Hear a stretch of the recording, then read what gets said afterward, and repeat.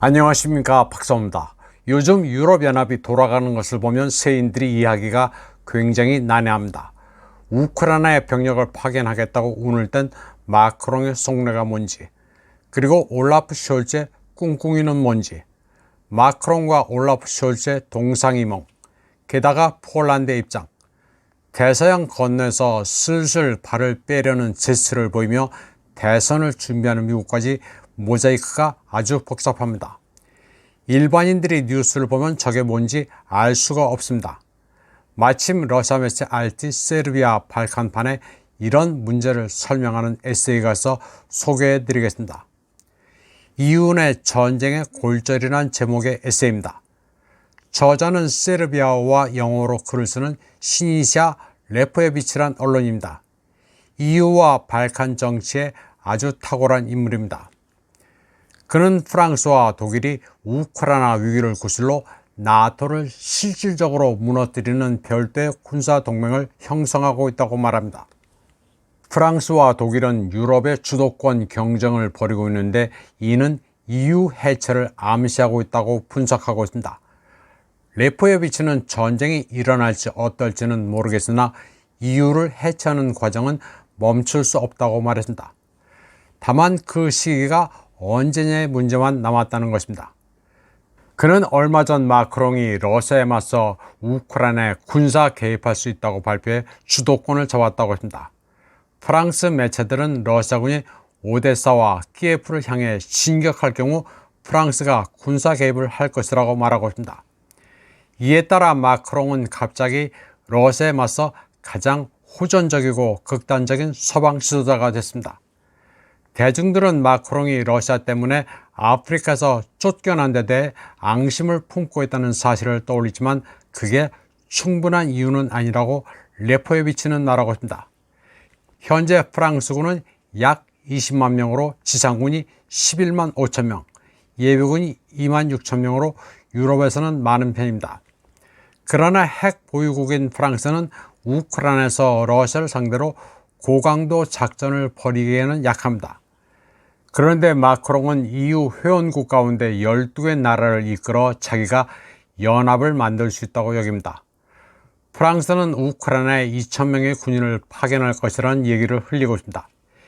여단급의 이 병력은 사실 큰 의미는 없으며 이미 우크라이나에서 활동하고 있는 용병들과 섞어 합법화하려는 게 아닌가 레포에비치는 추정합니다. 그는 또 마야 산두 몰도바 대통령이 파리를 방문해 마크롱과 국방협력 협정에 서명한 점도 주목했습니다. 마크롱은 몰도바와 함께 루마니아까지 엮어서 프랑스의 지정학적 판도로 만들려고 했습니다. 유럽에서는 프랑스의 이러한 움직임을 두고 마크롱이 베사라비아에 눈길을 돌린다고 평가합니다. 그런데 프랑스는 몰도바까지는 성공할 것이지만 루마니아는 좀 힘들 것으로 보고 있습니다. 미국이 이미 침을 발랐습니다. 미국은 루마니아의 코갈리카누 군사공항 부지에 약 2,800헥타르에 달하는 유럽 최대 규모의 군사기지를 건설하고 있습니다. 2040년까지 기지가 완성될 예정인데 독일 람슈타인 기지보다 더 클 것으로 예상되고 있습니다. 프랑스가 몰도바 등에 눈독을 들이고 있는 사이 독일은 EU의 다른 지역과 군사 동맹을 맺고 있습니다. 독일은 리투아니아, 폴란드와 양자 협정을 맺고 군대를 파견하기로 했습니다. 그리고 3월 말에는 독일과 폴란드가 우크라이나에 장갑차와 탄약을 공급하는 것을 목표로 하는 소위 전차 연합 구성안이 발표될 예정입니다. 독일과 폴란드 외에 스웨덴, 이탈리아, 영국도 있지만 폴란드와 독일이 새 연합의 공동 리더가 될 것이라고 레포에비치는 말했습니다. 독일과 폴란드가 전차 연합을 맺는다는 것은 역사의 아이러니입니다. 폴란드는 1933년 히틀러가 집권한 이후 그와 협정을 맺은 최초의 국가였습니다. 당시 폴란드가 히틀러와 협정을 맺은 이유는 소련의 침공에 대비한다는 차원이었습니다. 그런데 결과적으로 폴란드는 독일과 소련에 의해 분할됐습니다. 프랑스는 우크라이나 파병 동맹을 결성해 사실상 훨씬 조심스러운 베를린과의 대결을 심화시키고 있습니다. 올라프 숄츠에게 독일도 우크라이나 파병과 타우루스 미사일도 키예프에 주라고 꼬이고 있습니다. 아궁이에서 뜨거운 밤을 꺼내라고 종용하고 있습니다. 마크롱은 그러나 손해보는 장사는 안 하려 합니다. 독일은 우크라이나에 대한 전체 원조에서 미국과 EU에 이어 3위입니다.